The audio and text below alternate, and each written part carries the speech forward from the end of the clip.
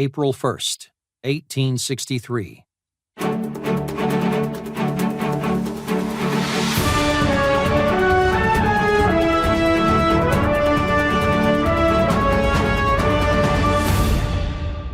Last year ended when 6 Union divisions crossed an open field against a well-fortified Confederate line at Fredericksburg, causing such slaughter that Union General Ambrose Burnside wept openly at the outcome.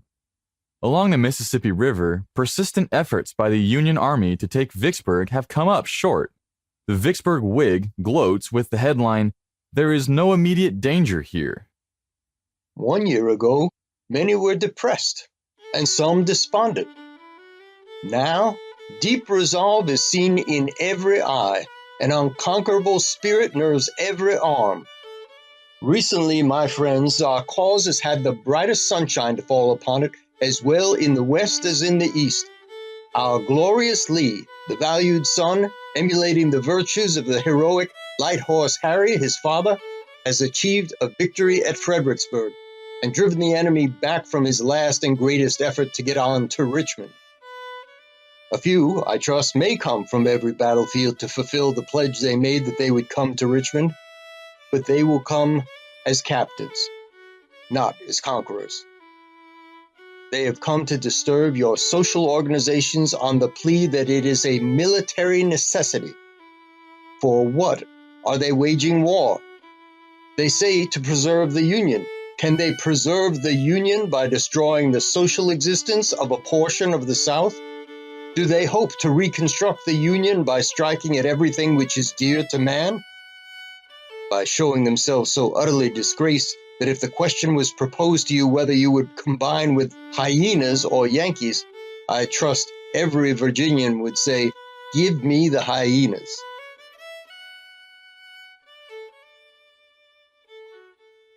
The absence of new progress by Union forces on the battlefields has given momentum to the peace Democrats who say the South can never be conquered and that the only trophies of this war are defeat, debt, and taxation. Their answer to the war is to stop the fighting and start negotiations for reunion. As to the issue of slavery, the peace Democrats say we should look only to the welfare, peace, and safety of the white race, without reference to the effect that settlement may have on the African. Jackie, time is not on the side of the Union. The longer this war drags on, the more difficult it will be for President Lincoln to wage war. Carter, that appears to be true. The Lincoln administration is genuinely concerned about the failure of Union forces, both in the West and the East, to follow up on the gains made in the fall of last year.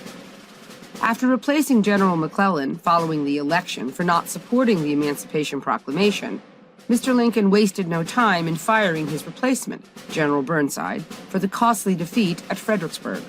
In the West, General Ulysses S. Grant, who has amassed more battle victories than any other Union general, has gone as far as digging a canal that would reroute the Mississippi River in order to take Vicksburg. The combination of Vicksburg's natural defense and the Confederate garrison has proved superior to every maneuver he has employed in the campaign thus far. If we can baffle them in their various designs this year, next fall there will be a great change in public opinion at the North. The Republicans will be destroyed and the friends of peace will become strong. We have only therefore to resist manfully, and our success will be certain. If there is a place worse than hell, I'm in it. We are now on the brink of destruction. It appears that the Almighty is against us. April 10th, 1863. Though the Confederacy was formed on the principles of states' rights and sovereignty, President Davis has increasingly sought to centralize authority in order to effectively wage war. A week ago, the Confederate leader addressed a crowd of hungry, desperate, and violent women in Richmond who were protesting the high price of bread and food. Despite personal pleas from Davis, the women broke into stores to loot food and supplies. It was not until Davis called in the bayonet-wielding militia did the women disperse. Today, President Davis signed into Confederate law a bill limiting the cultivation of cotton and tobacco on private farms and plantations. Along with the Conscription Act and the imposition of an income tax, this bill is but another example of this contradictory phenomenon that has to haunt Davis and his administration as they seek to centralize authority in Richmond in a government founded on states' rights. April 30th, 1863. This is Danielle Burke with the Confederate Army of North Virginia under the command of General Robert E. Lee.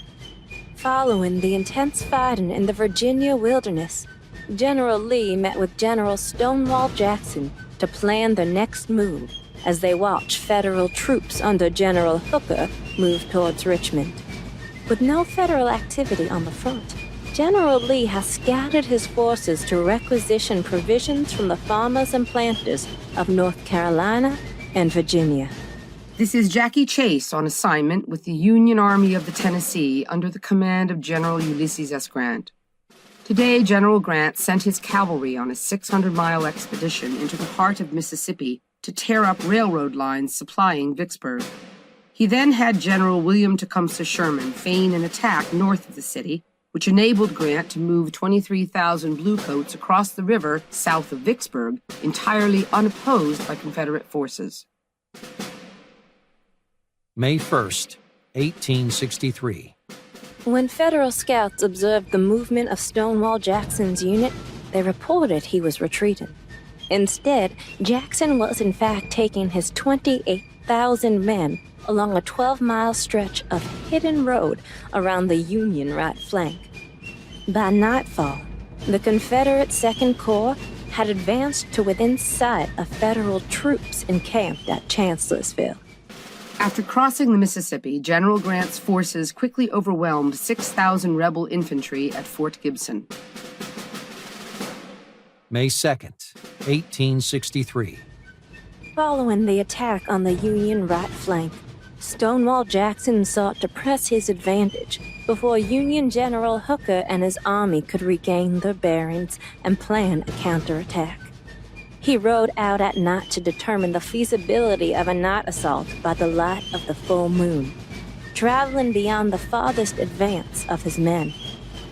As he and his staff returned, they were incorrectly identified as Union cavalry by men of the 18th North Carolina Infantry.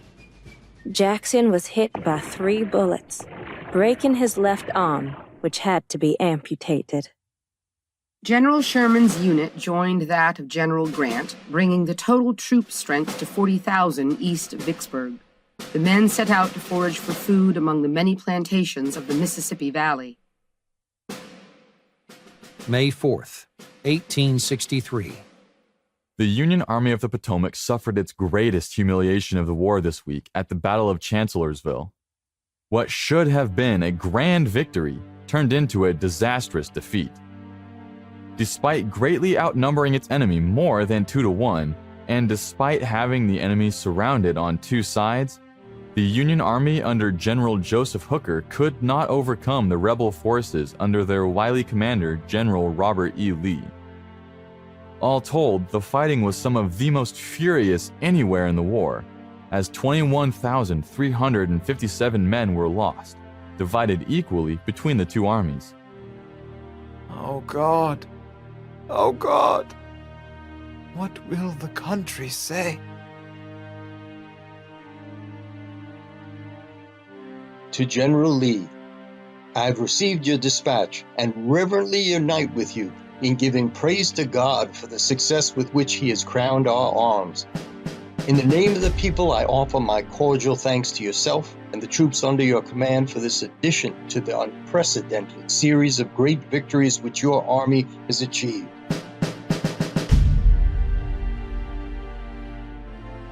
May 10th, 1863.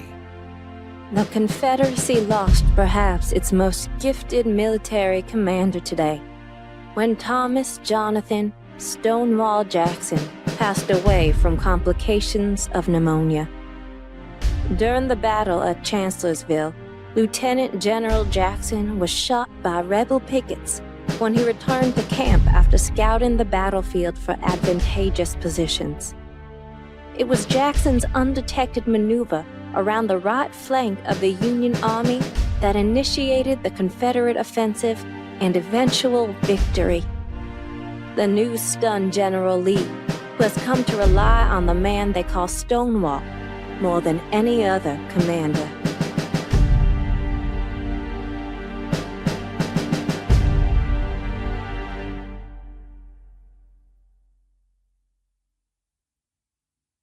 May 14th, 1863.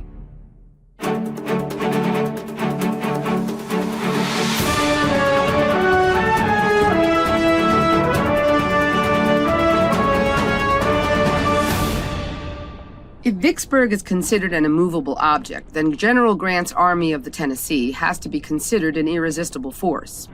Today, it demonstrated more of that quality as it easily captured the key transportation center of Jackson, Mississippi, thereby cutting Vicksburg off from the Confederacy and protecting its flank from attack as it turns its weaponry on the rebel citadel.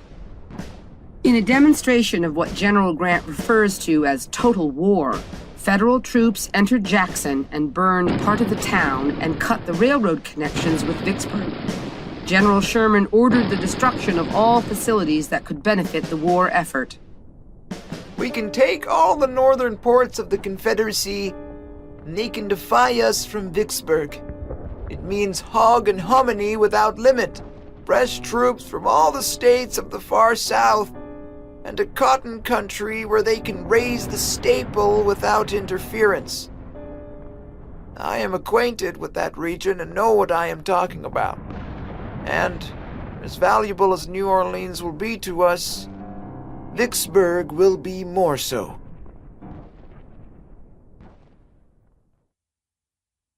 May 15th, 1863. General Lee traveled to Richmond to meet with President Davis and the Confederate cabinet today to discuss strategy for the coming months. Though there are some reasons for optimism, overall the future of the Confederacy, its ability to separate from the United States and be recognized globally as an independent sovereign nation, may come down to events both on the battlefield and in Europe that occur this summer. If the Confederacy is to gain Europe's recognition, it must do so soon. Even with the impressive victory at Chancellorsville, the Army of Northern Virginia lost a larger percentage of its available force than did the Union. The Conscription Act has helped, but the continued control exerted by Confederate states over how many men they contribute to the National Army has made it increasingly difficult for President Davis to replenish General Lee's army. Despite successes on the battlefield, the Southern economy has suffered badly over the past year. As states and the Confederacy have printed money to pay for the war effort and counter the economy's contraction, inflation has steadily worsened.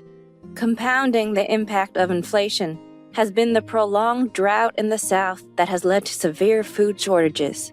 The recent bread riots in Richmond gave witness to this crisis. The food shortages that have plagued the civilian economy of the South have also hit the armies in the field. Moreover, the vast majority of the fighting in the Eastern Theater has taken place in Northern Virginia. The once bountiful and lush landscape is now barren. Where there were once trees, there are now stumps. Where there were once fields, there are now mud and shallow graves. Lee used to supplement his soldiers' and horses' diet with local harvests. There are no more to be had. May 22nd, 1863. After 3 weeks on the move and 2 unsuccessful assaults to take the city by force, General Grant's army has set in for a siege on Vicksburg. General Grant wanted to end it quickly and continue to maneuver against other enemies, but Vicksburg has defied every attack. With artillery shells raining down on it from all sides, the only hope for the citizens of Vicksburg and the rebel garrison inside is General Joseph Johnston's army now hovering near Jackson, several dozen miles to the east. June 21st, 1863.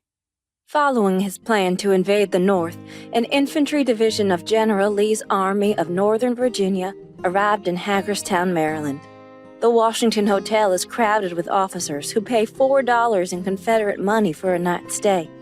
Some troops have gone into Pennsylvania to bring back any Negroes they can find, who, they allege, ran away from their masters in Virginia. June 22nd, 1863. Inside Vicksburg, citizens who remain and Confederate soldiers defending the city are coping as best as possible.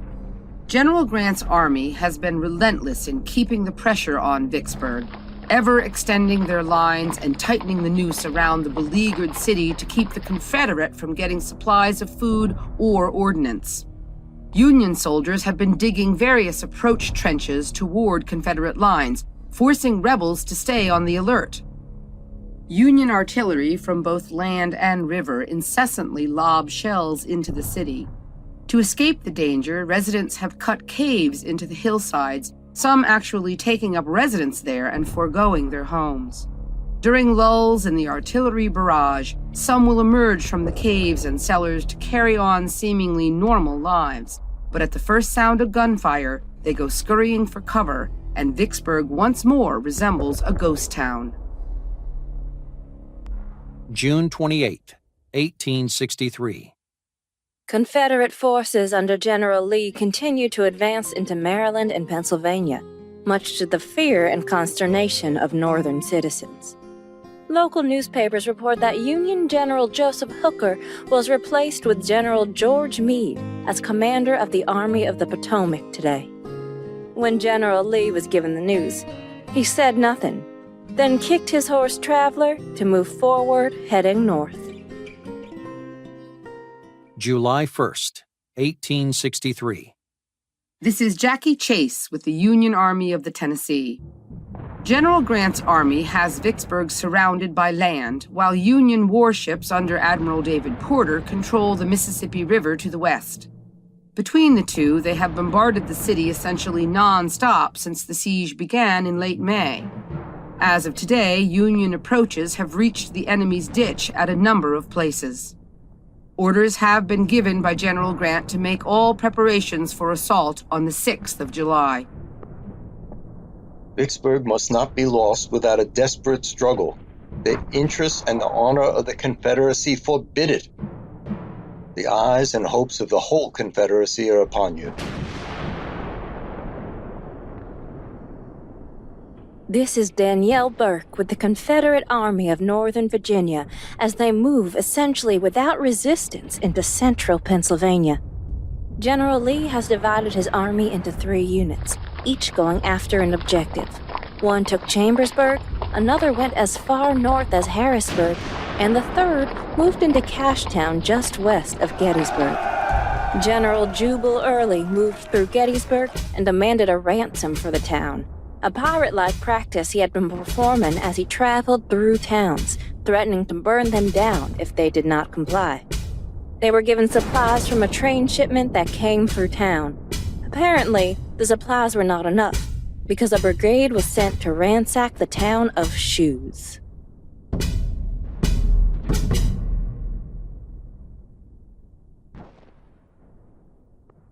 July 4th, 1863.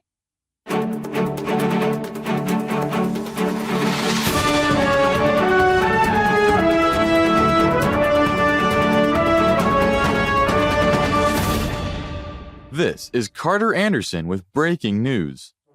On the day of its 87th birthday, the United States celebrates 2 extraordinary victories on the battlefield, one in Mississippi and the other in Pennsylvania.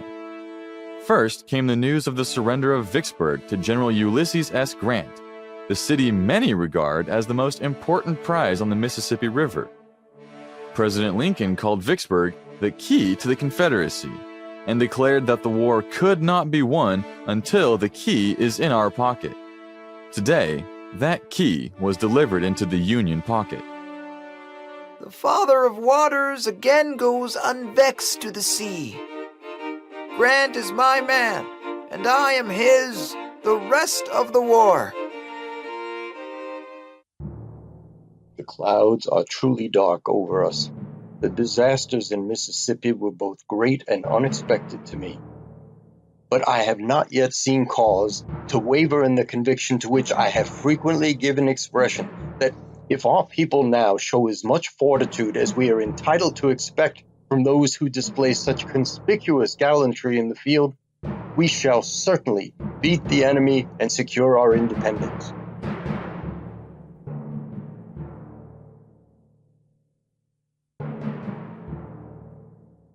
For more on this story, let's go first to Daniel Burke in Richmond, and then to Jackie Chase in Washington, D.C.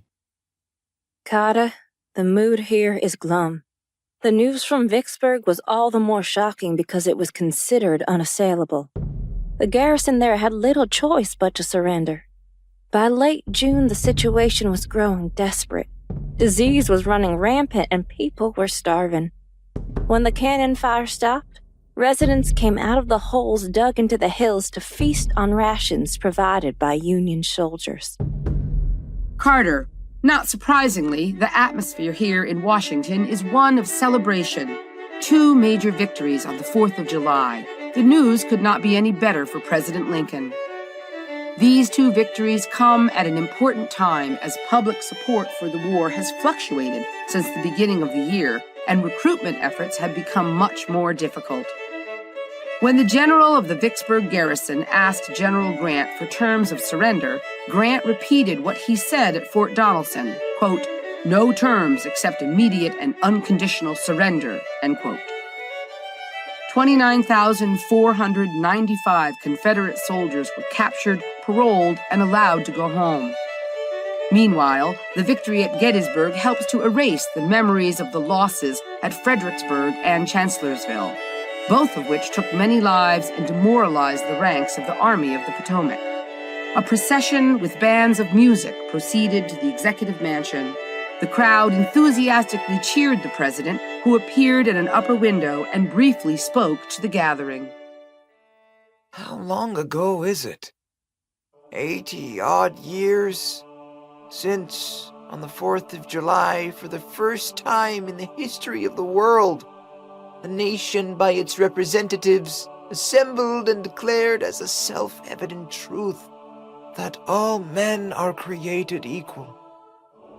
Now, on this 4th of July, when we have a gigantic rebellion, at the bottom of which is an effort to overthrow the principle that all men were created equal, we have the surrender of a most powerful position and army on that very day.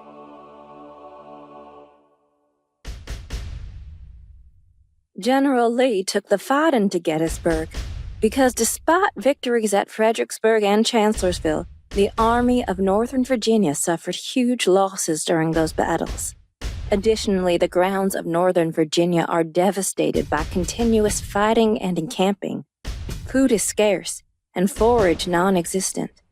These factors convinced General Lee and President Davis that an invasion of the North, however hazardous, was less risky than continuing to defend Richmond. Another victory within striking distance of Washington, Baltimore, or even New York might have convinced Northerners and Europeans that the South could win, and deserved to win, its independence. Lee's victory at Chancellorsville included a huge haul of captured weapons. After Chancellorsville, 90% of Lee's infantrymen were equipped with rifles instead of smoothbores. This increased Lee's confidence in the effectiveness of his infantry. Lee's soldiers had overcome more daunting tasks at Gaines' Mill, Sharpsburg, and Chancellorsville. Gettysburg represented a chance to win the war. After the loss at Gettysburg, General Lee offered his resignation to President Davis. Where am I to find that new commander who possesses the greater ability which you believe is required? If Providence would kindly offer such a person for our use, I would not hesitate to avail of his services. To ask me to substitute you by someone in my judgment more fit to command, or who would possess more of the confidence of the army or of the reflecting men in the country, is to demand for me an impossibility.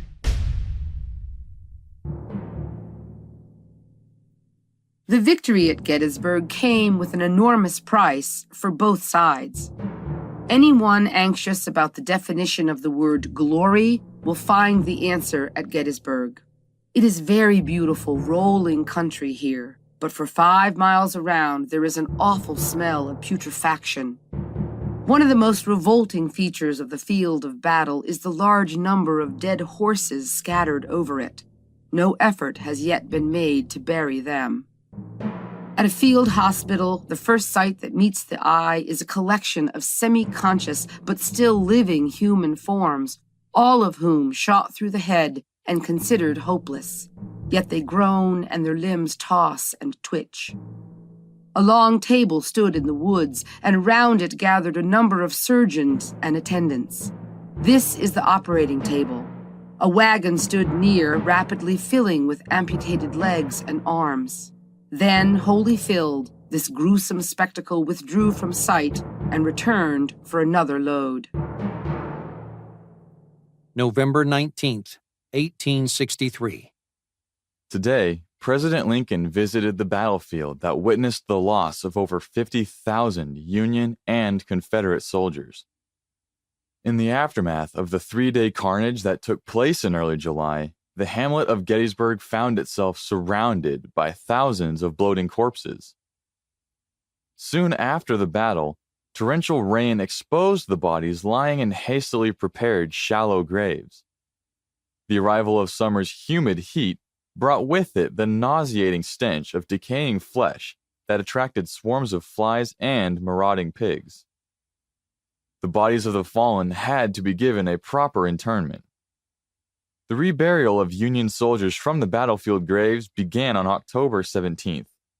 The Committee for the Consecration of the National Cemetery at Gettysburg invited President Lincoln to formally set apart these grounds to their sacred use by a few appropriate remarks. 77 years ago, our fathers brought forth on this continent a new nation, conceived in liberty and dedicated to the proposition that all men are created equal. Now we are engaged in a great civil war, testing whether that nation, or any nation so conceived and so dedicated, can long endure. We are met on a great battlefield of that war.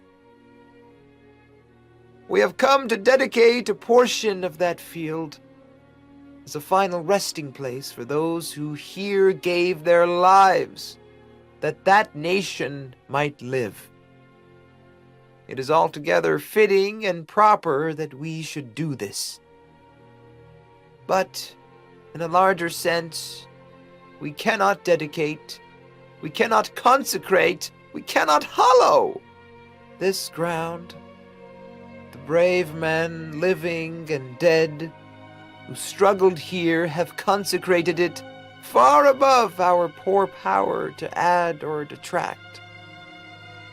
The world will little note nor long remember what we say here, but it can never forget what they did here. It is for us, the living rather, to be dedicated here to the unfinished work which they who fought here have thus far so nobly advanced. It is rather for us to be here dedicated to the great task remaining before us, that from these honored dead we take increased devotion to that cause for which they gave the last full measure of devotion, that we here highly resolve that these dead shall not have died in vain, that this nation, under God, shall have a new birth of freedom, and that government of the people, by the people, for the people, shall not perish from the earth.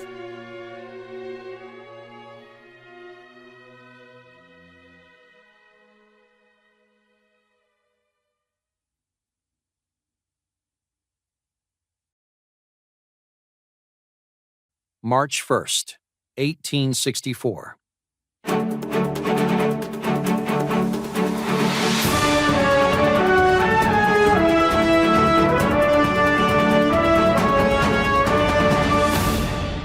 There is was also a growing peace movement in the South.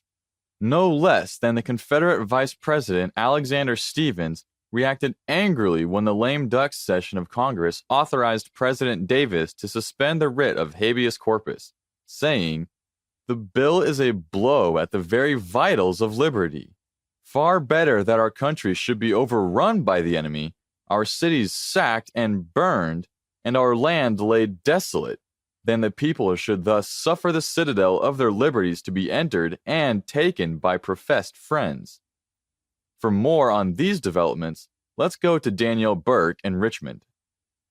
Carter, there are quite a few high-ranking Southern politicians who fear the war is already lost, and that Davis's policies of conscription, impressment, military despotism, and economic ruin represent a greater threat to Southerners than a reunion with the United States. Of course, President Davis will have none of such talk. The advent of peace will be hailed with joy. Our desire for it has never been concealed. But earnest as has been our wish for peace, and great as have been our sacrifices and sufferings during the war, the determination of this people has with each succeeding month become more unalterably fixed. To endure any suffering and continue any sacrifice, however prolonged, until their right to self-government and the sovereignty and independence of these states shall have been triumphantly vindicated and established. The sole resource for us as a people, secure in the justice of our cause and holding our liberties to be more precious than all other earthly possessions, is to combine and apply every available element of power for their defense and preservation.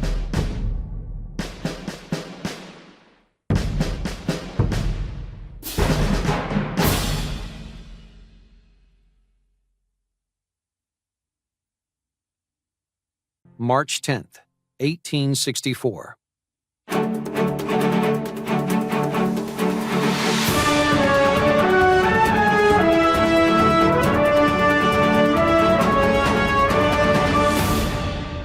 President Lincoln today officially promoted Major General Ulysses S. Grant to the rank of Lieutenant General of the U.S. Army.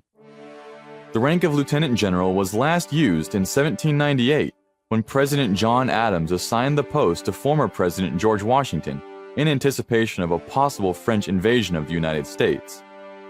General Grant has distinguished himself from the beginning of the war by methodically capturing rebel forts and cities along the Mississippi River Valley, then capturing the Confederate citadel of Vicksburg in July of last year. When Union forces were surrounded at Chattanooga in September, Lincoln gave Grant control of all Union armies in the West.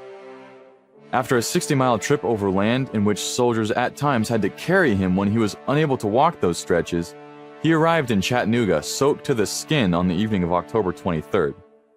He first reopened a supply line to the beleaguered Union Army, then captured Lookout Mountain on November 24th, before directing his forces to a stunning victory at Missionary Ridge the next day.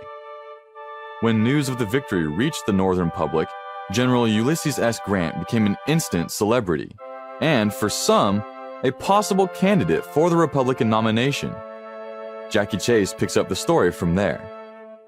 Carter, it is General Grant's immense popularity that gave the president pause in promoting him. When General Grant rode to the rescue at Chattanooga, rumors surfaced that many Northern senators were considering nominating Grant instead of Lincoln at the 1864 Republican National Convention. It was only after General Grant issued a statement that he was not interested in any political candidacy did the president agree to promote Grant to the revived rank of Lieutenant General of the U.S. Army. On the evening of March 8th, the president and Mrs. Lincoln gave a public reception at the White House. At about 9:30, a sudden commotion near the entrance to the room attracted attention as General Grant walked along modestly with the rest of the crowd toward Mr. Lincoln.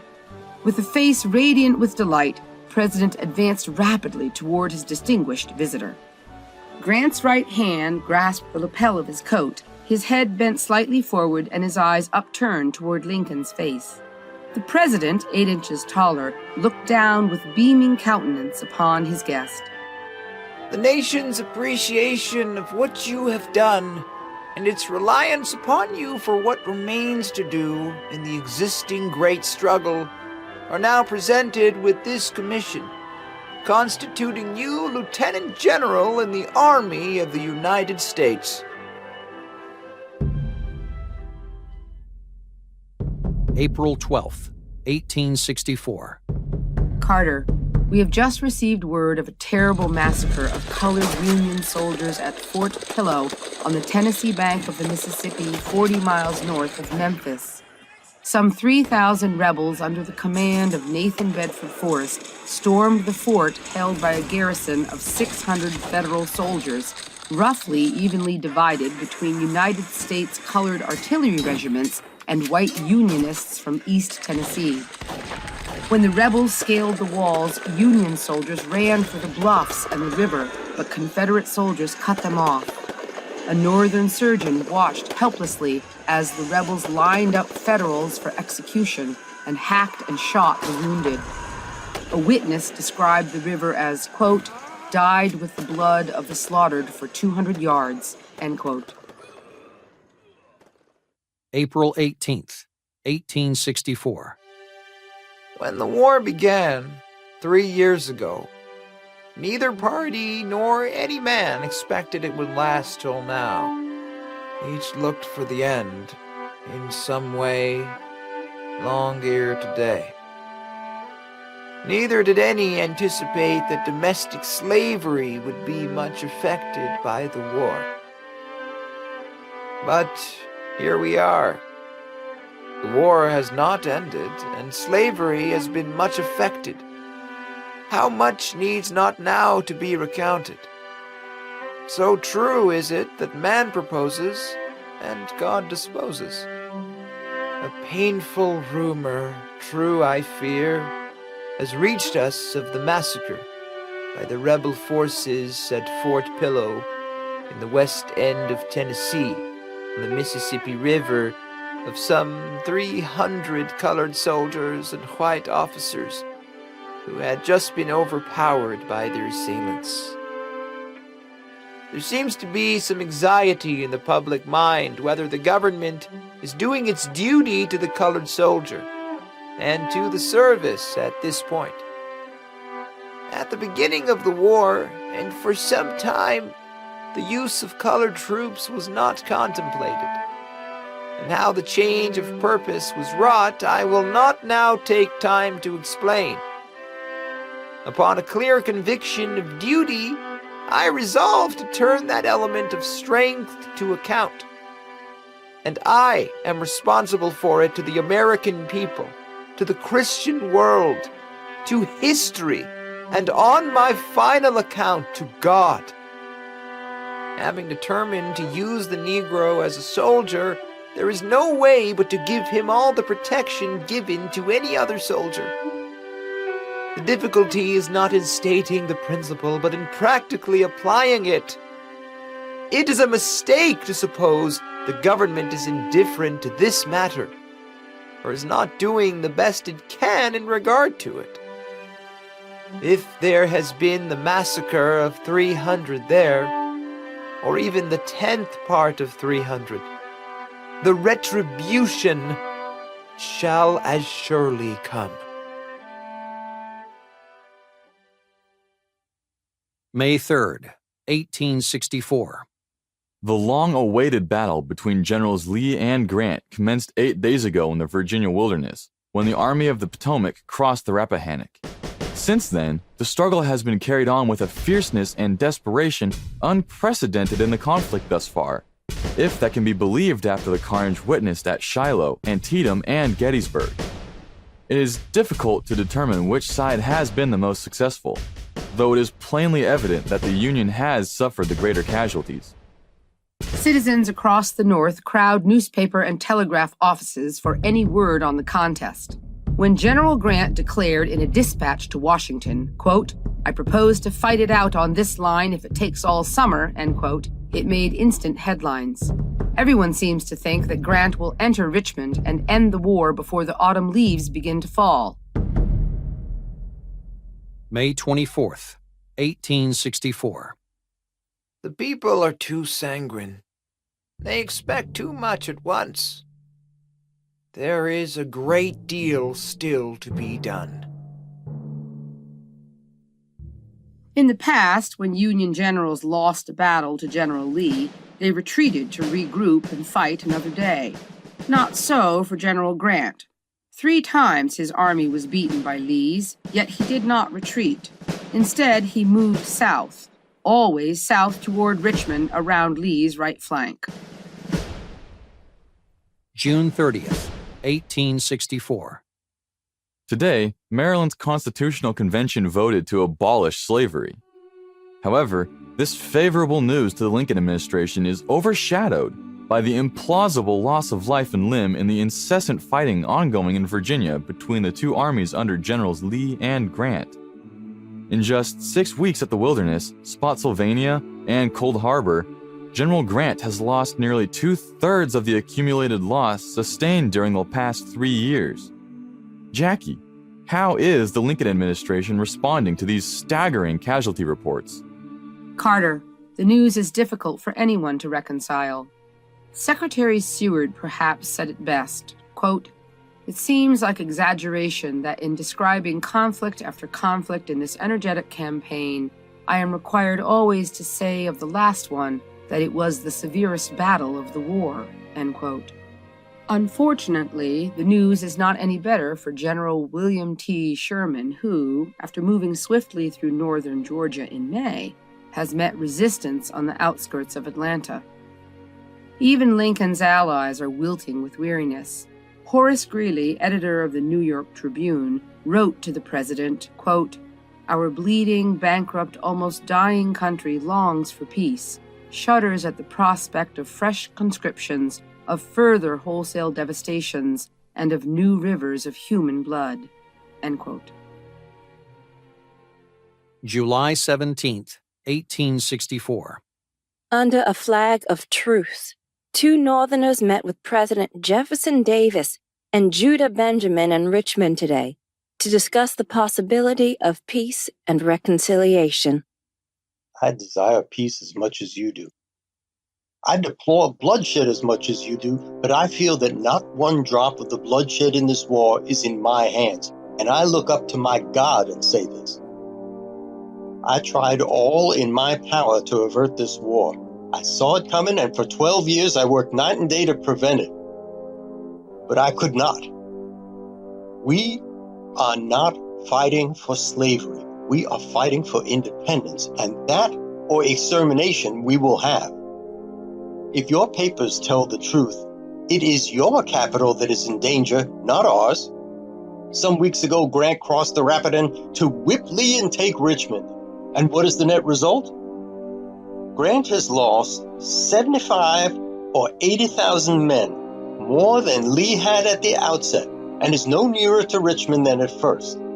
And Lee, whose front has never been broken, holds him completely in check and has men enough to spare to invade Maryland and threaten Washington. Sherman, to be sure, is before Atlanta. But suppose he is, and suppose he takes it. You know that the further he goes from his base of supplies, the weaker he grows and the more disastrous defeat will be to him. And defeat may come. So in a military view, I should certainly say our position was better than yours. But if we were without money, without food, without weapons, if our whole country were devastated and our armies crushed and disbanded, could we, without giving up our manhood, give up our right to govern ourselves? Would you not rather die and feel yourself a man than live and be subject to a foreign power? We seceded to rid ourselves of the rule of the majority, and this would subject us to it again. Amnesty, sir, applies to criminals. We have committed no crime. You have emancipated nearly 2 million of our slaves, and if you will take care of them, you may emancipate the rest. I had a few when the war began. I was of some use to them. They never were of any to me. Against their will, you emancipated them, and you may emancipate every Negro in the Confederacy. But we will be free. We will govern ourselves. We will do it if we have to see every Southern plantation sacked and every southern city in flames. Say to Mr. Lincoln from me that I shall at any time be pleased to receive proposals for peace on the basis of our independence. It will be useless to approach me with any other.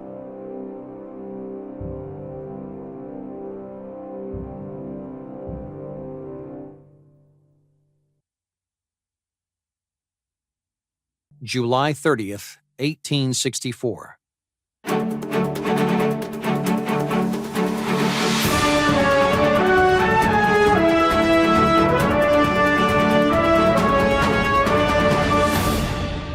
In an effort to cut Grant's supply lines and draw troops away from the Union Army surrounding him at Petersburg, General Lee sent Jubal Early on a romp through the Shenandoah Valley, southern Pennsylvania, and western Maryland. He held the Maryland communities of Hagerstown and Frederick hostage, agreeing to spare them only when they had paid him a total of $220,000.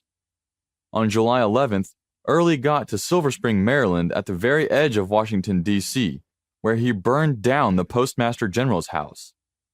Today, his men torched Chambersburg, Pennsylvania, when it refused to pay $500,000 in protection money. Carter, the bad news just keeps coming for the North. Back at Petersburg, Union forces exploded 8,000 pounds of gunpowder into a tunnel dug under Confederate lines, creating a 30-foot deep hole. Federal troops quickly moved into the crater but were trapped by its high walls and the frenzy of the rush. Rebels opened fire on the defenseless men and killed any Negro soldier who attempted to surrender. Union losses totaled 4,000. August 17th, 1864. General Grant, I have seen your dispatch expressing your unwillingness to break your hold where you are. Neither am I willing. Hold on with a bulldog grip and chew and choke as much as possible.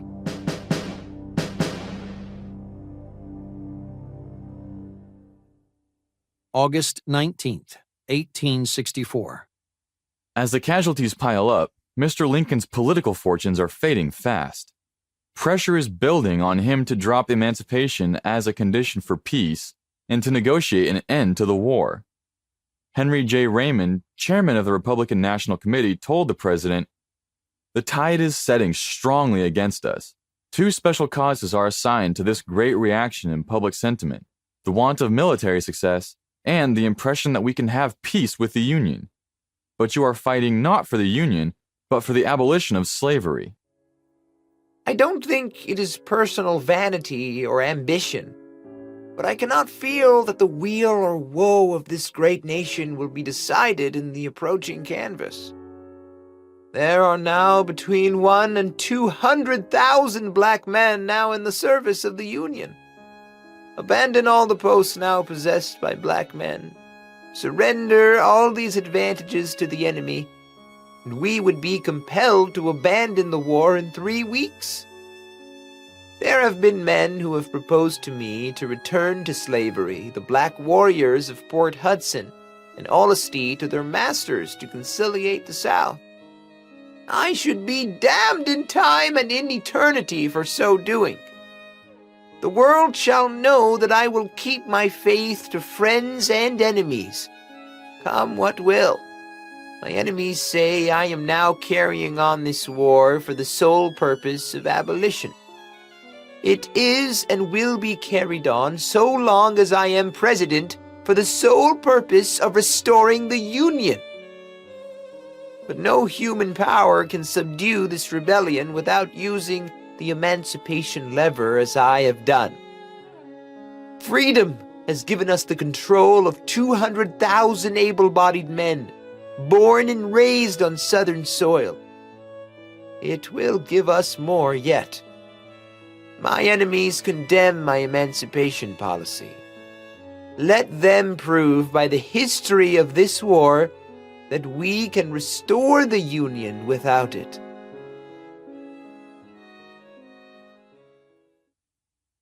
August 24th, 1864. It appears that President Lincoln would rather lose the election than lose his moral code by abandoning the war aim of emancipation. Yesterday, he asked each of his cabinet members to sign the back of an envelope, contents unseen. Many in the administration assumed they were signing their resignations, as the prevailing consensus in Washington right now is that George McClellan will win in November.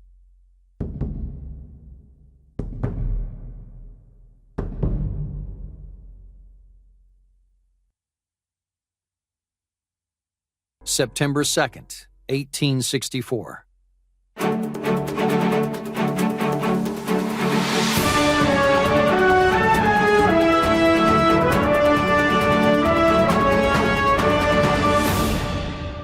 This just in to the ANN newsroom.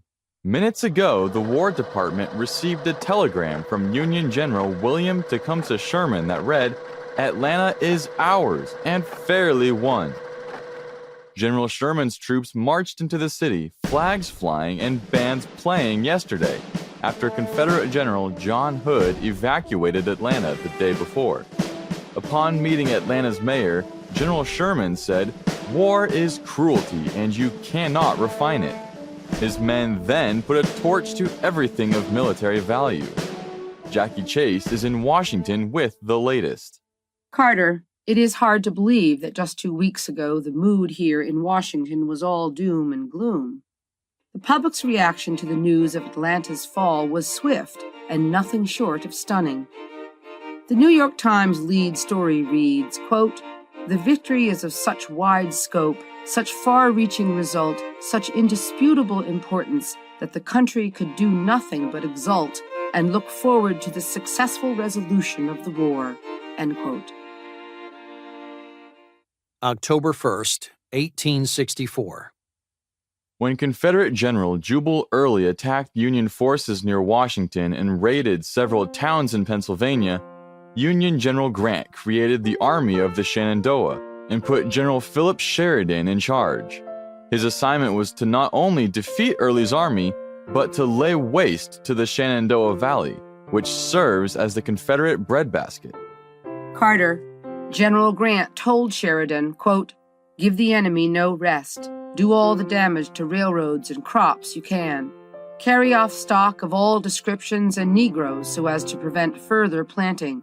If the war is to last another year, we want the Shenandoah Valley to remain a barren waste," end quote. After defeating General Early at 3rd Winchester and again at Fisher's Hill, General Sheridan did just as he was ordered and began the burning, destroying barns, mills, railroads, factories, making over 400 square miles of the valley uninhabitable. Here in Richmond, the value of the Confederate dollar has fallen to 2% of its 1861 level. The Confederate War Bureau revealed that the last meat ration has been issued to General Lee's army, and not a pound remains in Richmond. President Jefferson Davis traveled to Macon, Georgia today to appeal to the citizenry to join the war effort.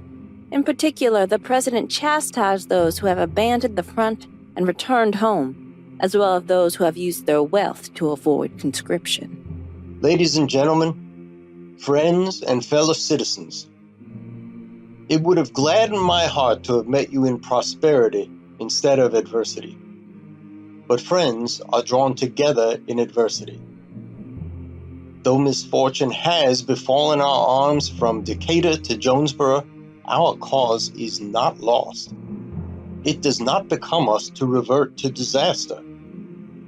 Let the dead bury the dead. Let us, with one arm and one effort, endeavor to crush Sherman. The end must be the defeat of our enemy. The man who can speculate ought to be made to take up his musket. When the war is over and our independence won, and we will establish our independence, who will be our aristocracy? I hope the limping soldier. To the young ladies, I would say, when choosing between an empty sleeve and the man who had remained at home and grown rich, always take the empty sleeve. You have not many men between 18 and 45 left.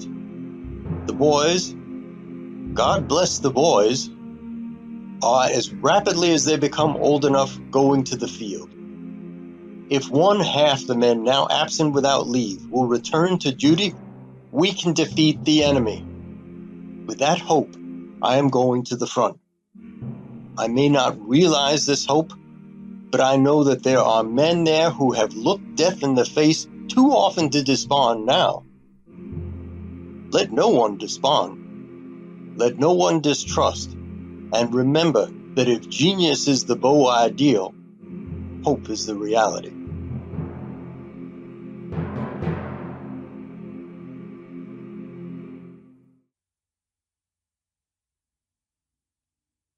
November 8th, 1864.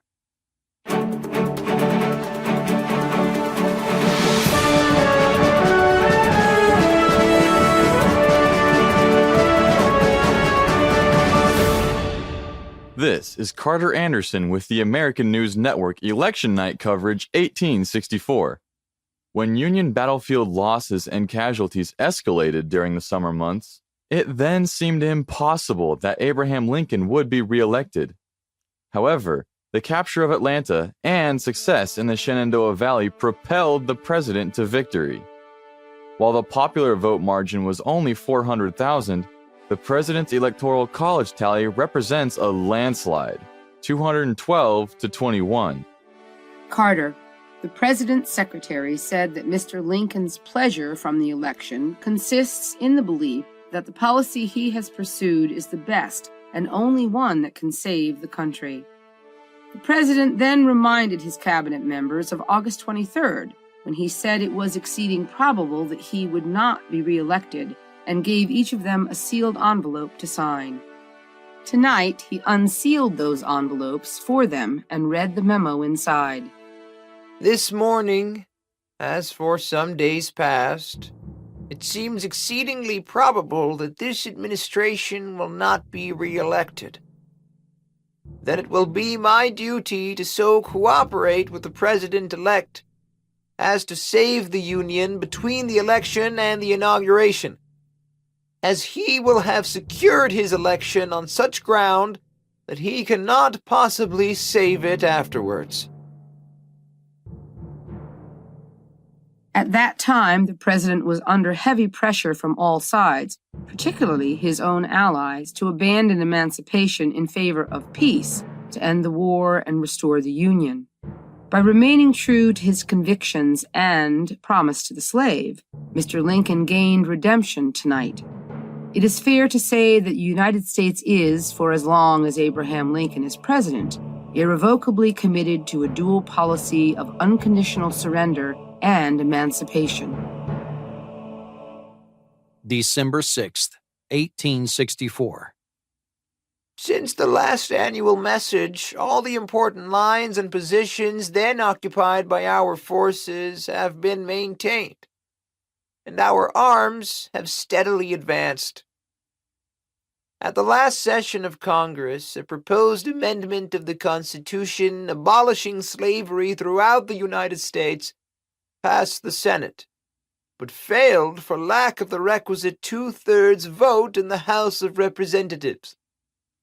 I venture to recommend the reconsideration and passage of the measure at the present session. On careful consideration of all the evidence accessible, it seems to me that no attempt at negotiation with the insurgent leader could result in any good. He would accept nothing short of severance of the Union, precisely what we will not and cannot give. His declarations to this effect are explicit and oft repeated. He does not attempt to deceive us. He affords us no excuse to deceive ourselves. He cannot voluntarily re-accept the Union. We cannot voluntarily yield it. Between him and us, the issue is distinct, simple, and inflexible. It is an issue which can only be tried by war and decided by victory. If we yield, we are beaten. If the Southern people fail him, he is beaten. Either way, it would be the victory and defeat following war. I repeat the declaration made a year ago, that while I remain in my present position, I shall not attempt to retract or modify the Emancipation Proclamation, nor shall I return to slavery any person who is free by the terms of that proclamation, or by any of the acts of Congress. If the people should, by whatever mode or means, make it an executive duty to re-enslave such persons, another, and not I, must be their instrument to perform it.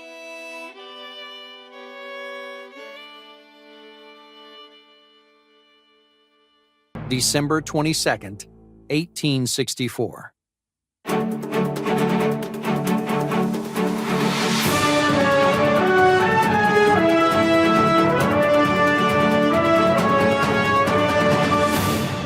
About 6 weeks ago, General William T. Sherman led his 60,000-man army out of Atlanta toward the eastern seaboard of the Confederacy, leaving his supply line behind, destination unknown.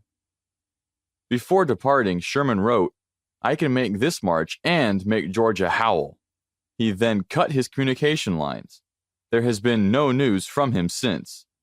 Until today, when the President received the following dispatch. "I beg to present you as a Christmas gift the city of Savannah with 150 heavy guns and plenty of ammunition. Also, about 25,000 bales of cotton." We have learned that Sherman's troops marched across Georgia, divided into 3 divisions stretching 60 miles wide. Along the way, they burned and looted plantations and public buildings. Slaves by the thousands left their masters and followed the Union troops to freedom. Neither the Confederacy nor Georgia offered much resistance. Sherman's march left a wasteland in its wake, destroying major sources of supply for Confederate armies. In doing so, he brought the war home to the populace, endeavoring to break their morale and weaken their will to continue the fight. Danielle Burke has more on the condition of the Confederacy.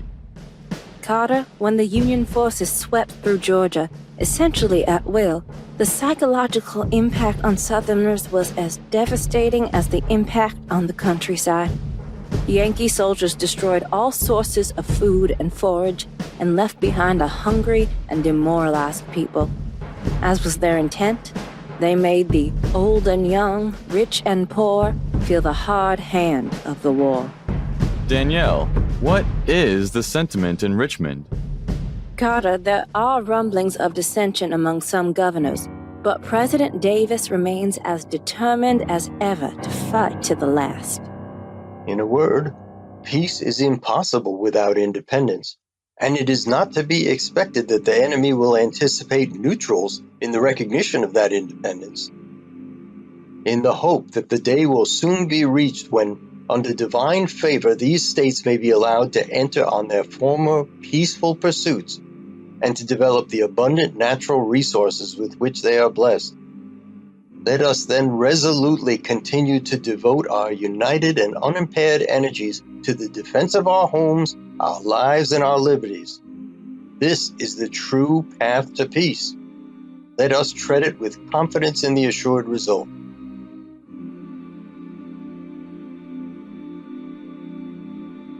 January 15th, 1865. The surrender of Fort Fisher has many Confederate officials convinced that we cannot carry on the war any longer. The fort was the only remaining protection for Confederate blockade runners and the primary defense for the Wilmington supply line that brings food and munitions to General Lee's Army of Northern Virginia, still under siege at Petersburg. Fort Fisher's fall also left the Confederacy vulnerable to the advancing march of General Sherman's troops as he moves up the coastline to get behind General Lee's army. January 31st, 1865. Today, the U.S. House of Representatives passed an amendment to abolish slavery. The Senate had previously passed the same amendment on April 8th of last year. The vote of 119 to 56 narrowly reached the required two-thirds majority. The House exploded into celebration, with some members openly weeping. Black onlookers who only this year have been allowed to attend congressional sessions cheered from the galleries. Ironically, if ratified by the states, it would displace the Corwin Amendment as the 13th Amendment to the Constitution. The Corwin Amendment, pending before the states since March 2, 1861, would shield domestic institutions of the states from the constitutional amendment process and from abolition or interference by Congress. William Lloyd Garrison, who has waged a decades-long fight to end slavery, wrote to the president, quote, "God save you and bless you abundantly. As an instrument in his hands, you have done a mighty work for the freedom of the millions who have so long pined in bondage in our land, nay, for the freedom of all mankind." End quote. I have only been an instrument.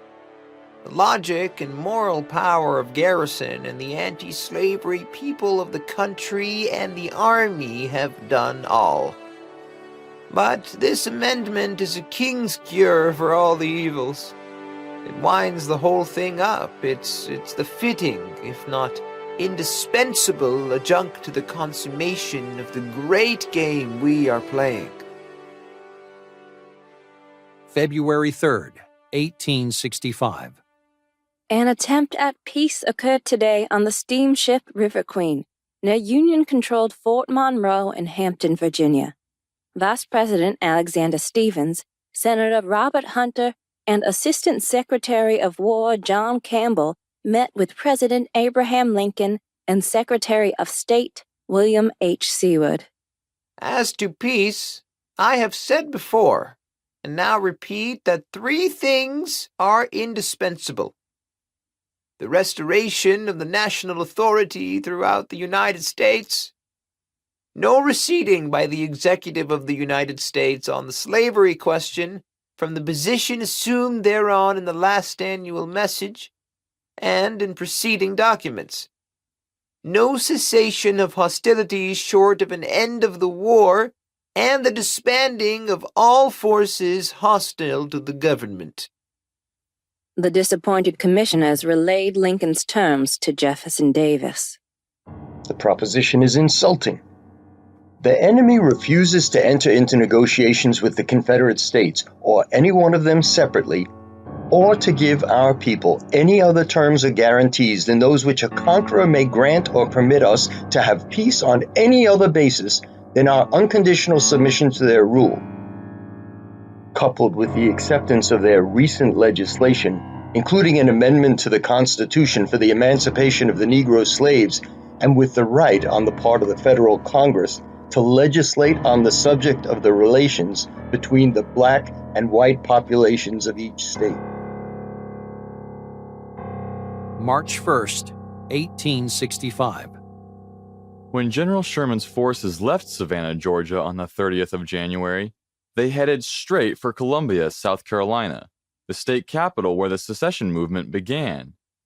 He said at that time, "The whole army is burning with an insatiable desire to wreak vengeance upon South Carolina. I almost tremble at her fate, but feel that she deserves all that seems in store for her."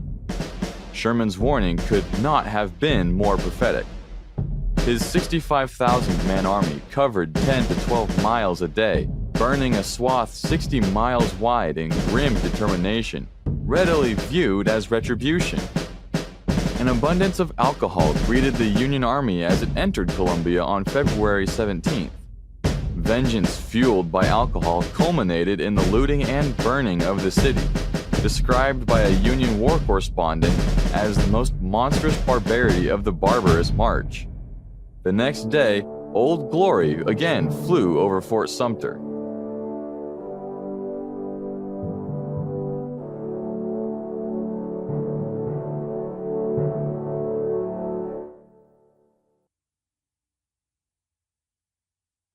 March 4th, 1865.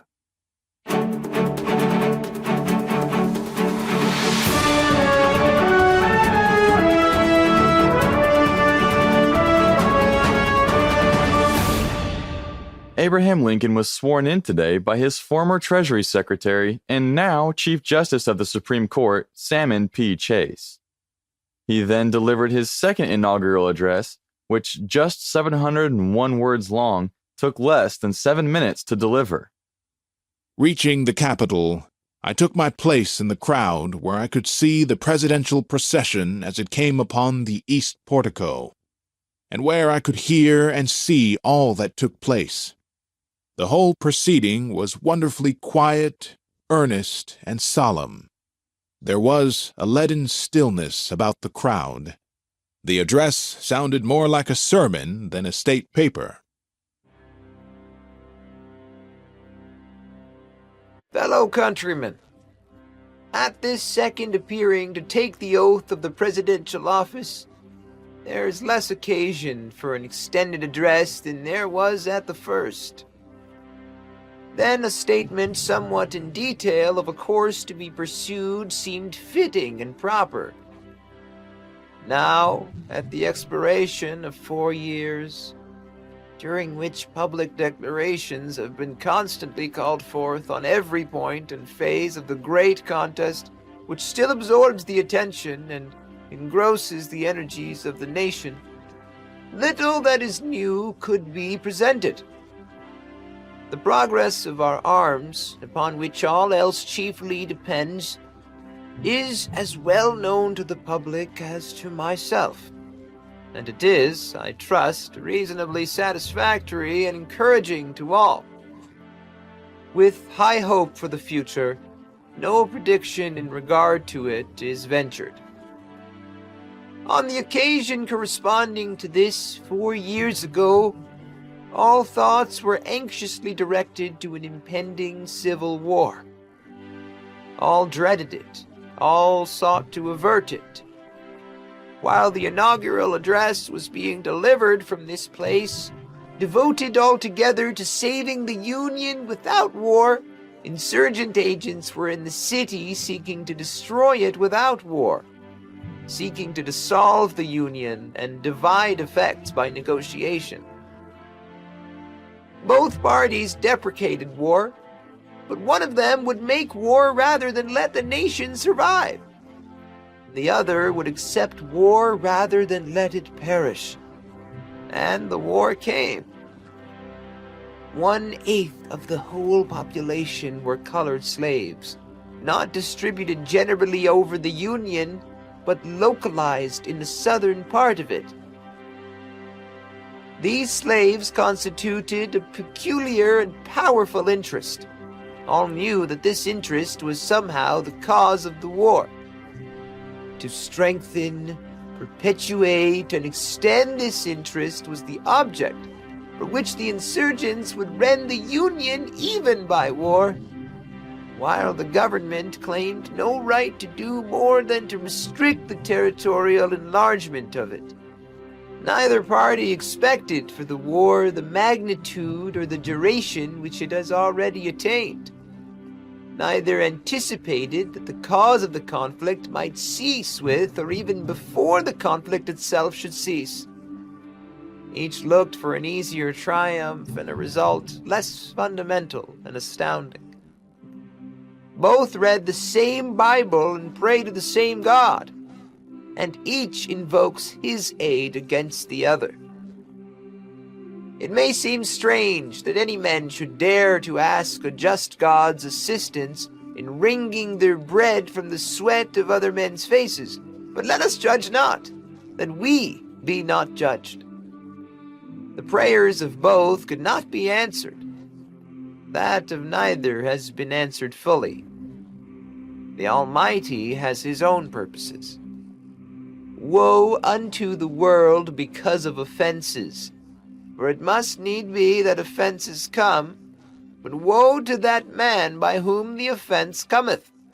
If we shall suppose that American slavery is one of those offenses which, in the providence of God, must needs come, but which, having continued through his appointed time, he now wills to remove, and that he gives to both North and South this terrible war, as the woe due to those by whom the offense came, shall we discern therein any departure from those divine attributes which the believers in a living God always ascribe to him? Fondly do we hope, fervently do we pray, that this mighty scourge of war may speedily pass away. Yet, if God wills that it continue until all the wealth piled by the bondsman's 250 years of unrequited toil shall be sunk, and until every drop of blood drawn with the lash shall be paid by another drawn with the sword, as was said 3,000 years ago, so still it must be said, the judgments of the Lord are true and righteous altogether.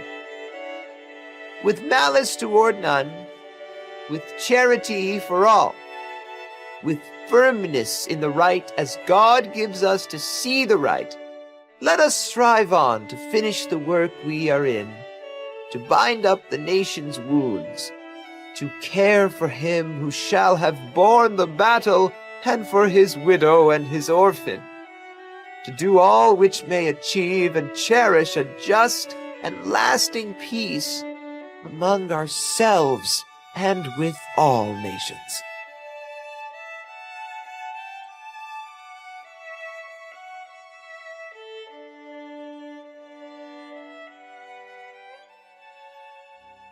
For the first time in my life, and I suppose the first time in any colored man's life, I attended the reception of President Lincoln on the evening of the inauguration. As I approached the door, I was seized by 2 policemen and forbidden to enter. I said to them that they were mistaken entirely in what they were doing, that if Mr. Lincoln knew that I was at the door, he would order my admission, and I bolted in by them. On the inside, I was taken charge of by 2 other policemen to be conducted, as I supposed, to the president. But instead of that, they were conducting me out the window on a plank. "Oh," said I, "this will not do, gentlemen." And as a gentleman was passing in, I said to him, "Just say to Mr. Lincoln that Frederick Douglass is at the door." He rushed in to President Lincoln, and almost in less than half a minute, I was invited into the East Room of the White House. A perfect sea of beauty and elegance, too, it was. The ladies were in very fine attire, and Mrs. Lincoln was standing there. I could not have been more than 10 feet from him when Mr. Lincoln saw me. His countenance lighted up, and his voice was heard all around. Here comes my friend Douglas. As I approached him, he reached out his hand, gave me a cordial shake. Douglas, I saw you in the crowd today listening to my inaugural address. There is no man's opinion that I value more than yours. What do you think of it? Mr. Lincoln, I cannot stop here to talk with you, as there are thousands waiting to shake you by the hand. What did you think of it? Mr. Lincoln, it was a sacred effort.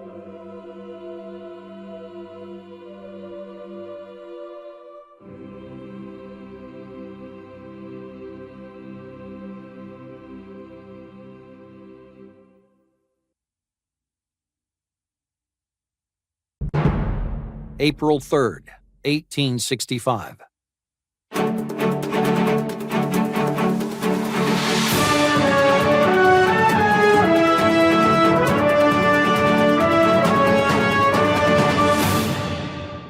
With General Sherman's army closing in from the south, General Ulysses S. Grant began his offensive against the Confederate Army of Northern Virginia, defending Petersburg and Richmond by sending the Union cavalry under General Sheridan to secure the South Side Railroad, the last rail line into Petersburg.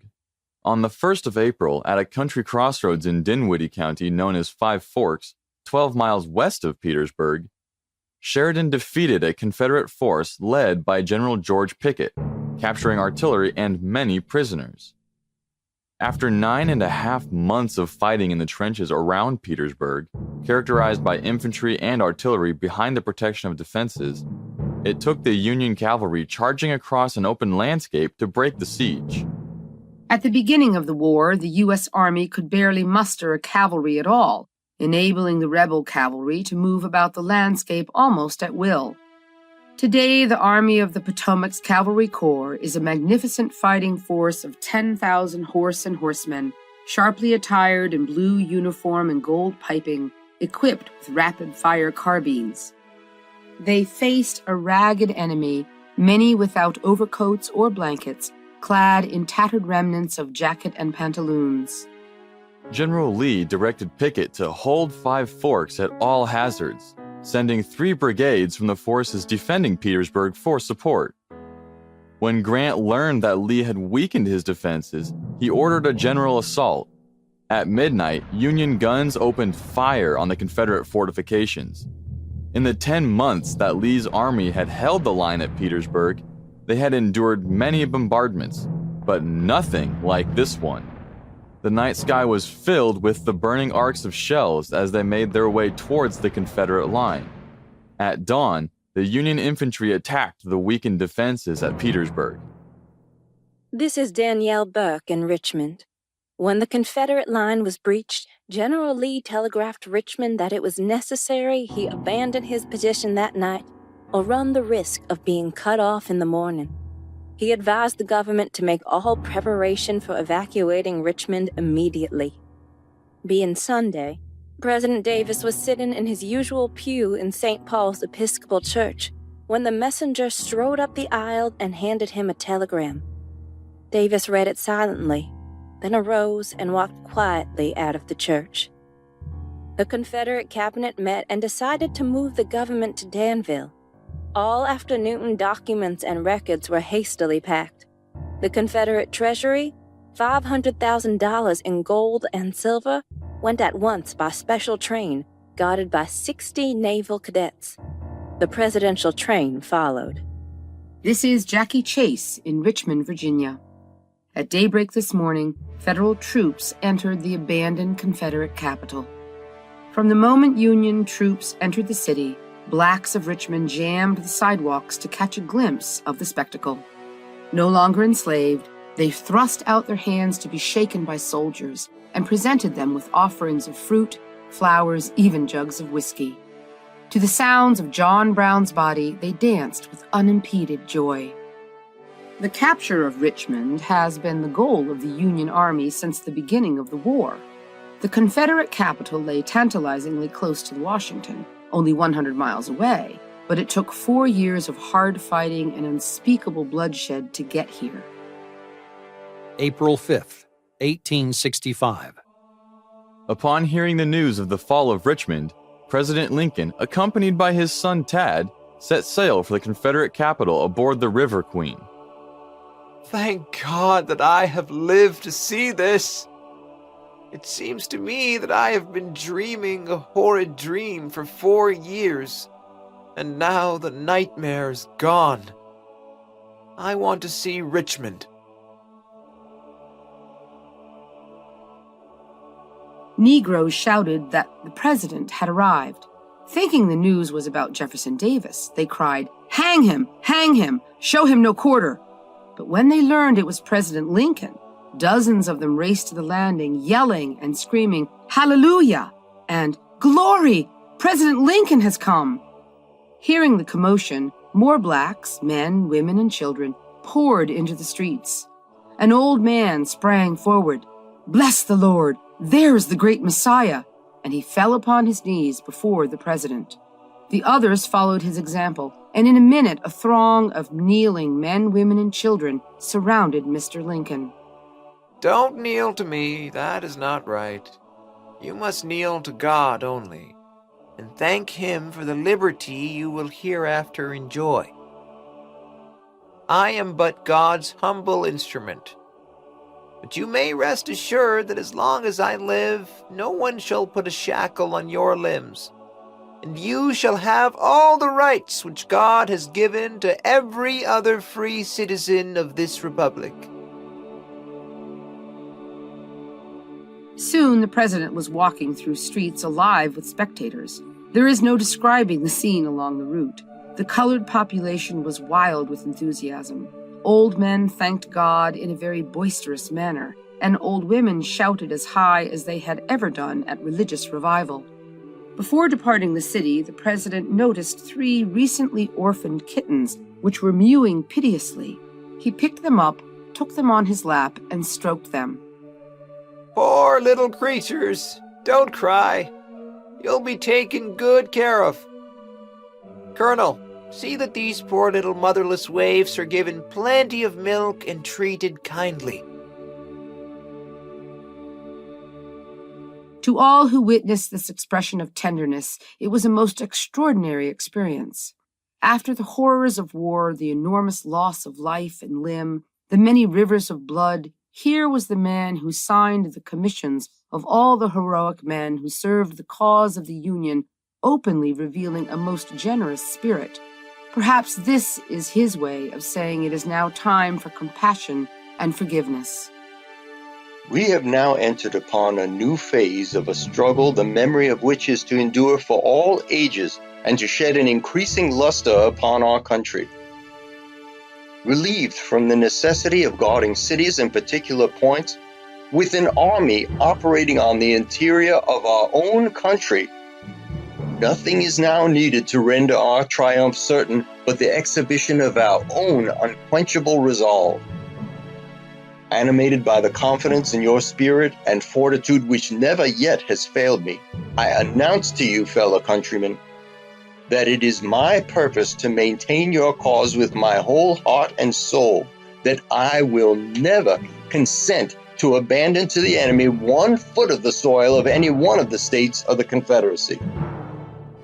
Let us not then despond, my countrymen, but relying on the never-failing mercies and protecting care of our God, let us meet the foe with fresh defiance, with unconquered and unconquerable hearts.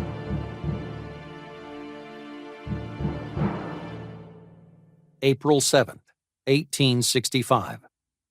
The Confederate Army of Northern Virginia is racing against hunger and time as they seek to escape the Union Army's capture of Petersburg and Richmond. General Lee sent a telegraph down the railroad line for 200,000 rations to be sent ahead. Their only hope now is to outdistance the Federals in a race to Appomattox Station and badly needed rations. Carter, General Sheridan got to Appomattox Courthouse first and placed his immense cavalry corps between Appomattox Station and the courthouse, directly across the path of Lee's retreat. A unit under command of the young General George Armstrong Custer took control of the Jetersville Station and intercepted the trains carrying Confederate rations. There are no rations on their way to Appomattox. April 8th, 1865. The splendid Army of Northern Virginia, which quickly became the envy of the world for its courage, heroism, and achievement, has been reduced to a fragment of brave men, many of whom, from exposure and want of food, cannot lift a musket to their shoulder. Desertions have intensified with each passing hour. At 8:30 this morning, General Robert E. Lee could no longer put off the inevitable. He ordered General Longstreet to stop fighting and commenced riding toward the Union front to make arrangements to see General Grant. When General Grant finally heard the news, he sent one of his aides forward to arrange a suitable place for the surrender. The courthouse itself was the most likely place in the village, but, being Sunday, was not open. The Wilma McLean house, just a few hundred yards away, and the most prominent residence in the small village, was then selected. April 9th, 1865. General Lee arrived at the McLean house first and sat in a large sitting room on the first floor. At about 1 o'clock, General Grant and his staff arrived. Grant sat at a marble-topped table in the center of the room, Lee at a small oval table near the front window. General Grant, not yet 43 years old, 5 feet 8 inches tall, shoulders slightly stooped, was clothed in a uniform that included no marks of rank except a general's shoulder straps.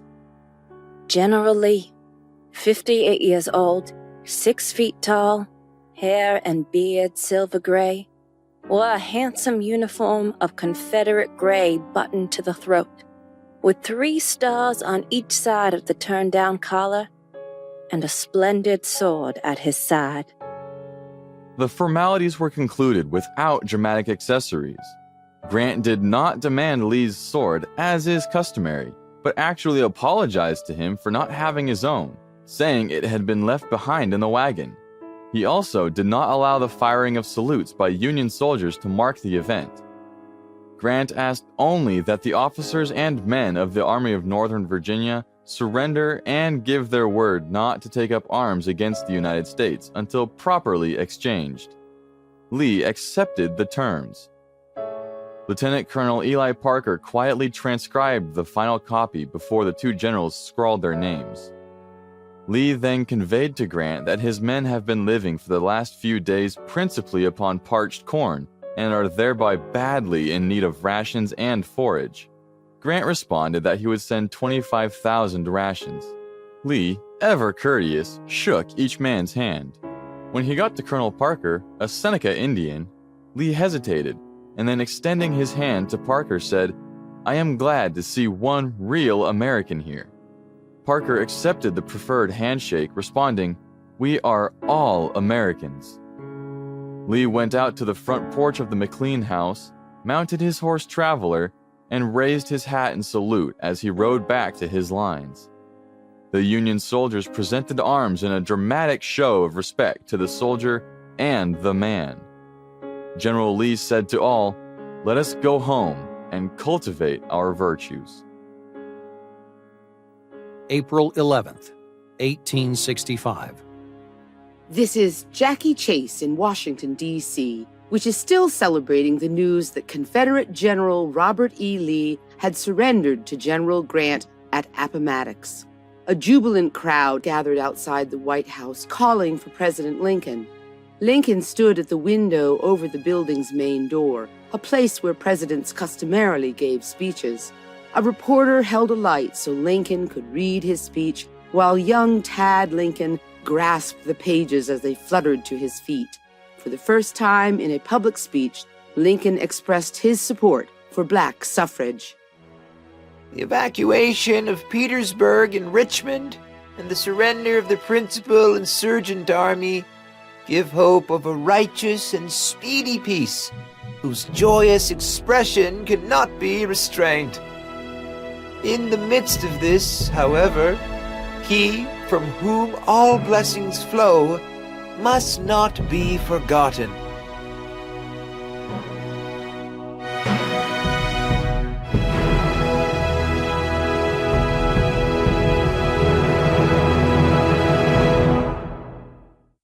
For the first time publicly, Lincoln expressed support to the idea of enfranchising former slaves. In the crowd was a famous and firm supporter of the Confederate cause, John Wilkes Booth. Booth is quoted as saying, upon hearing Lincoln's words, "That means nigger citizenship. Now by God, I'll put him through. That is the last speech he will ever give."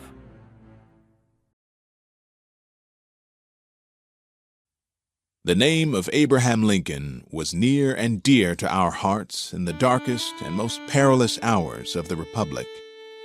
Despite the mist and haze that surrounded him, despite the tumult, the hurry, and confusion of the hour, we came to the conclusion that the hour and the man of our redemption had somehow met in the person of Abraham Lincoln.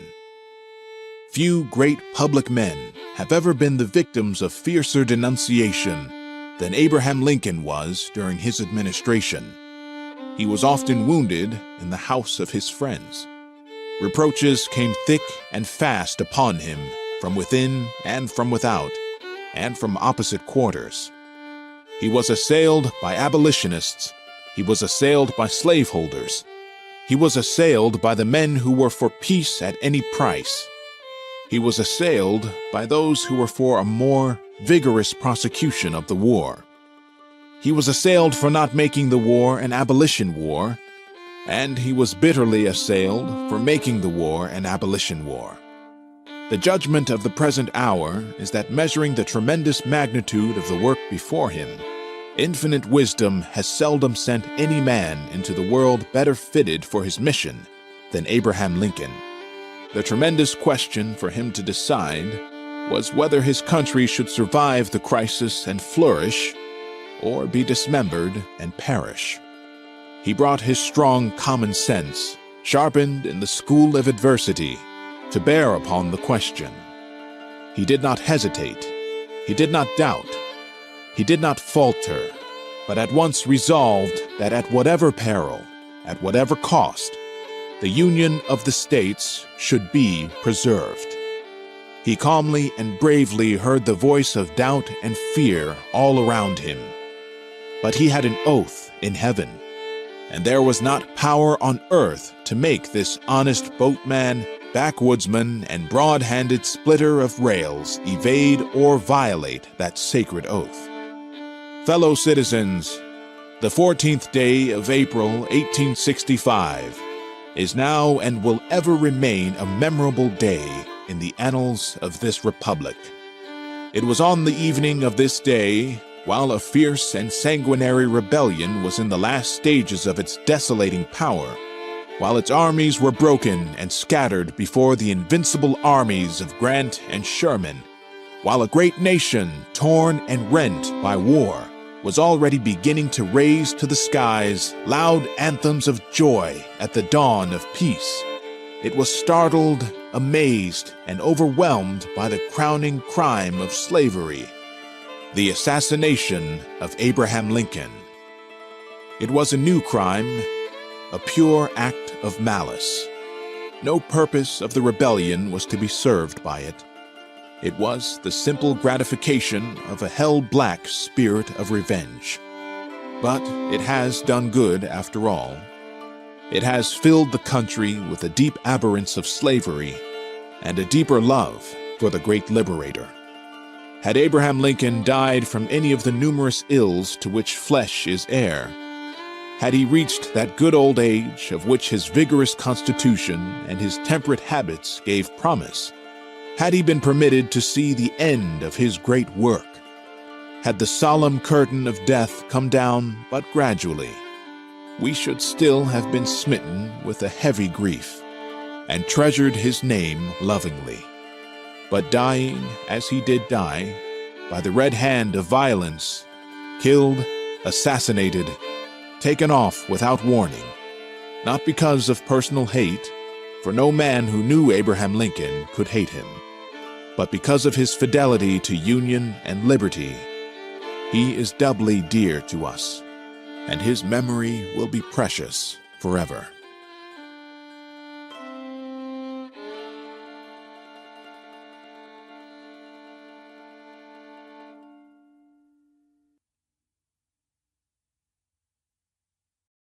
Epilogue.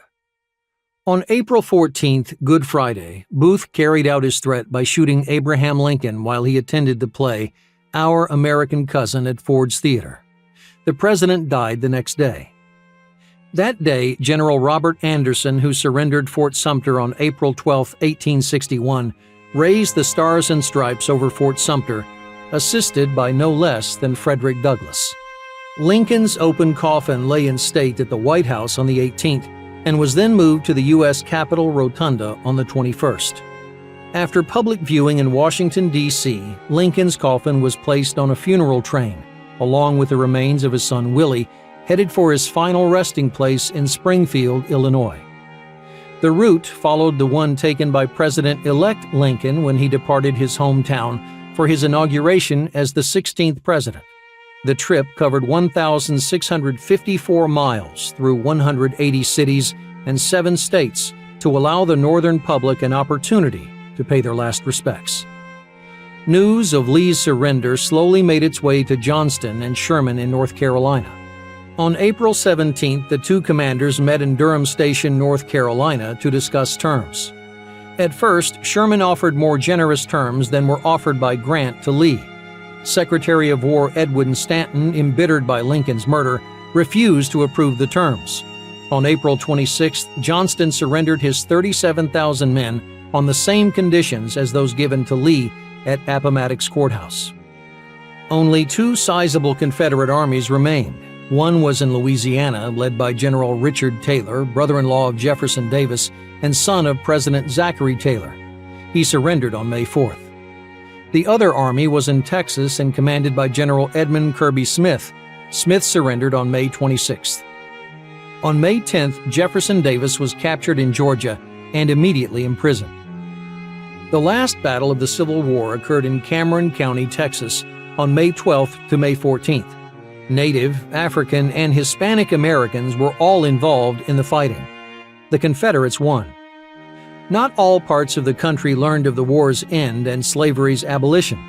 In Texas, it was not until June 19th when Major General Gordon Granger landed at Galveston, Texas, with news that the war had ended were slaves set free. Juneteenth is celebrated to this day.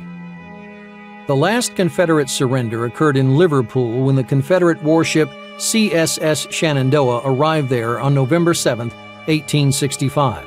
The Shenandoah was also responsible for firing the last shot of the American Civil War at a whaler off the Aleutian Islands in June 1865. The ship's captain was unaware of the Confederate surrender and continued to sink Union merchant ships off Alaska until he learned the news while in San Francisco Harbor on August 2nd. He immediately set sail for Liverpool in fear of being tried as pirates in the U.S. The terms of the Confederate surrender did not extend amnesty to Confederate sailors, only its soldiers. On December 6, 1865, the Georgia legislature ratified the 13th Amendment to the Constitution, becoming the 27th state out of 36 to do so, thereby meeting the 3/4 requirement of the Constitution. Secretary of State Seward on December 18, 1865, certified that the 13th Amendment had become valid to all intents and purposes as part of the Constitution. Oregon, California, Florida, and Iowa quickly followed suit. Delaware and New Jersey were the only northern states to reject the amendment. New Jersey finally ratified it in 1866. Delaware did so in 1901. Kentucky did not ratify it until 1976. Mississippi did not do so until 1995. In 1873, the United States government demanded the British government pay compensation for the damage caused by Confederate ships during the war.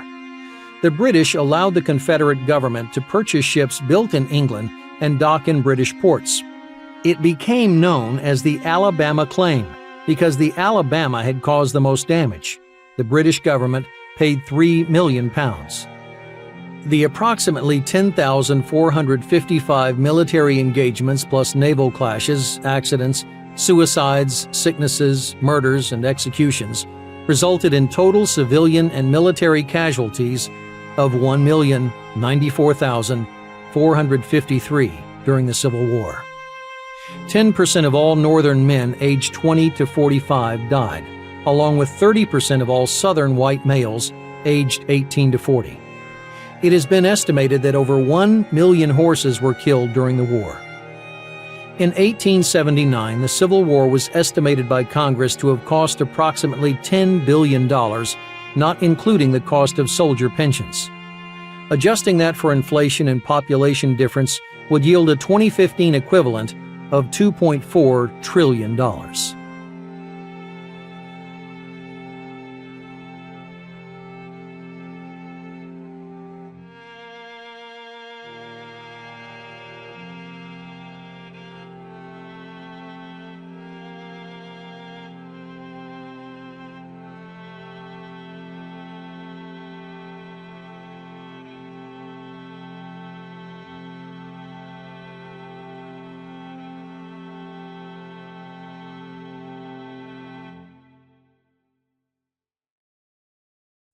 You have been listening to We Are All Americans, The American Civil War Retold by Richard A. Radocchia.